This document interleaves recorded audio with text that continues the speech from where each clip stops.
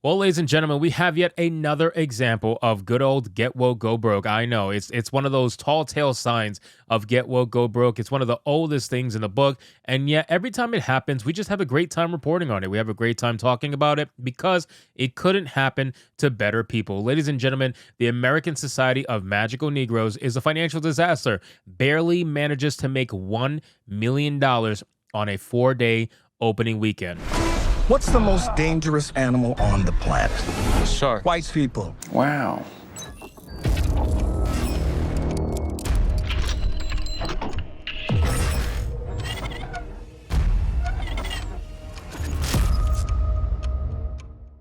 Yes, ladies and gentlemen, the movie that's all about white people being bad, the Black Hogwarts movie, this entire thing has completely flopped, and rightfully so. But I didn't think it was going to flop like this. I can't believe that this movie only made $1 million some odd in the box office on its opening weekend. That's insane. I've never seen a number that low unless it's from like an indie developer or indie studio or something along those lines. I've never seen numbers that low, especially not with mainstream actors. This is insane, and it goes to show that the world is healing to a little bit here and there.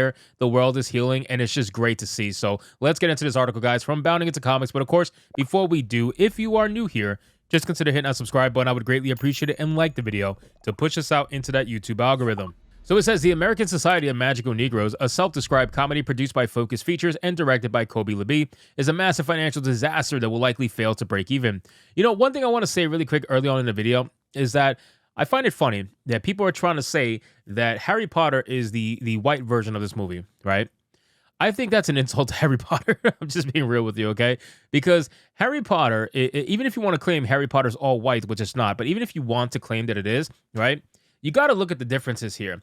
If you have an all-white version and it's telling you an epic story that spans 7 books, that gives you the hero's journey, that has a final battle, that is just, it pays off in the end, that closes all loose ties in the story and focuses on giving you an epic fantasy tale, the likes of which has spanned decades, right? You have that, and then you have this, where the plot for this movie is literally white man is bad. White man is evil. White man feels uncomfortable. They will harm us. They will kill us. White man is bad.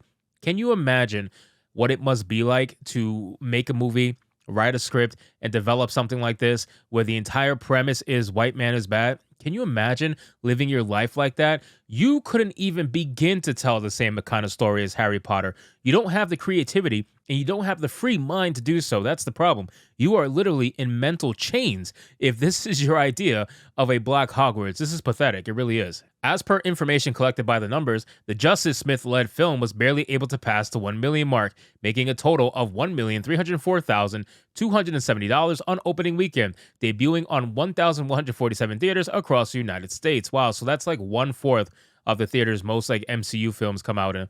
While the film's production budget is being kept under wraps, these numbers are still abysmal. I'm not shocked. Now, this part right here, I've been trying to find the budget for ages. I can't find it. They're doing everything they can to keep it under wraps, which tells me that they spent way too much money on this film and they don't want to give the ammo to people like myself to be able to call this a massive flop, but it's very obvious that this is a massive flop. There's no way they spent less than $20 million on this film, and that's at the bare minimum. That's not even including marketing. This film is going to be extremely bad for business. Let's just be honest here. It says to better illustrate, the American Society of Magical Negroes grossed a mere $524,695 on Friday, a measly $469,070 on Saturday, and even a more pathetic $310,505 on Sunday, seeing a 34% drop from opening day. Wow. On the third day, it already experienced a 34% drop. Holy shit. Wow. That's insane. The weekend also saw the release of Lionsgate's Arthur the King, a film based on a memoir of Swedish adventure racer Mikael Lindnord and the circumstances that led to him adopting a stray dog that accompanied him for over 400 miles during a race in the Amazon rainforest. To put things into perspective, Arthur the King, starring Mark Wahlberg in the leading role, grossed a total of $7 million on opening weekend, debuting on 3,000 theaters, landing the third position at the box office behind Warner Bros. Dune Part 2 in second place and Universal Pictures' Kung Fu Panda 4 at the very top of the chart. The American Society of Magical Negroes had to settle for the box office chart's 9th place, and word of mouth isn't doing the film any favors. Now, this film is getting crucified. in the actual reviews. If you look at Rotten Tomatoes, the critics hate it, the audience hates it, everybody hates it. Even if you look at the generic number that doesn't include the actual all audience or all critic number, the critic number is god awful. The audience number is being filtered to maintain a 60% plus score, but then when you click all audiences, it goes down to an abysmal number. Nobody could be shocked by this. We've been calling this since the beginning. We knew that when this film was first announced that it was going to be a massive flop, and people were trying to say, oh, you're just being racist, whatever the case may be. No, we knew. You knew. You're just trying to pretend like you didn't know. You're trying to pretend as if that wasn't the case because you know your ideology takes precedence over everything. You never want to admit when this film is going to flop. And we've been so good at predicting flops that at this point, it's not even shocking. When I hear these numbers, I'm like, yep, I pretty much knew that was going to be a thing. Our review aggregator site Rotten Tomatoes, the American Society of Magical Negroes, has a critic score of 30% and a 59% audience score. Similarly, the film was met with a mix of average reviews on Metacritic based on 19 critic reviews for the disappointing 52 out of 10 and a user score of 0.5 out of 10. Oh my God. 0.5 out of 10 for a movie. That's got to be one of the worst in history. I got to imagine. Based on 43 user ratings for an overwhelming dislike user score. Interestingly, the film's director had previously declared that he wasn't concerned about audiences not understanding the message he's trying to push with the American Society of Magical Negroes. What do you mean not understanding? What do you mean not understanding? The message is very clear. White people are bad. That's literally what you said. That's what the entire movie is.